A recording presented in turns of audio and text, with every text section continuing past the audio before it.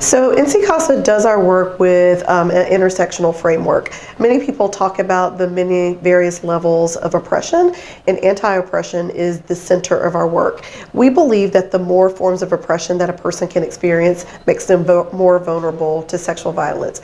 And while sexual violence knows no boundary, no race, no color, no ethnicity, what we do know is that oftentimes victims are victimized due to their vulnerability. And so while it may not be an easily understandable thing for most communities, we believe that if we address all forms of oppression, both racism, sexism, homophobia, xenophobia, that we ensure that we are working with our community to prevent sexual violence. So a social justice framework is putting humans first and recognizing that our work is to create a world that's just, fair, and equitable for all individuals, regardless of who they are. Now that, of course, is easier said than done, and so we put all of our energies and efforts ensuring that our local programs understand that while victims come to us from all walks of life, not all victims from all walks of life come to our organizations freely and willingly. And so what we know is if we start to talk about our work being intersectional and we believe in justice for all isn't about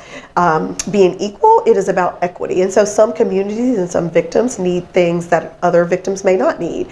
And so meeting a victim where they are and providing the services that they each need means that we have to recognize our own internal biases, and subconsciously the way that we interact with people can often create a place where victims don't feel welcomed. And since we believe that our rape crisis centers are the beacon of their community, they must be an open, welcoming organization. And in order to do that, they have to be willing to address tough topics, but also recognize that the history of this country particularly speaks to the intersection of sexual violence and racism. And once we own our country's history, it is easier for all survivors who come to us, regardless of where they are from and who they are, that we are then open to understanding that their victimization may be due to one of their identities and that we're able to better help them. Whereas some survivors may be coming to us because it's interfamily and intergenerational, where differences aren't what made them vulnerable, that this family may need to seek different services, and we're able to provide those different services. And we believe at the coalition,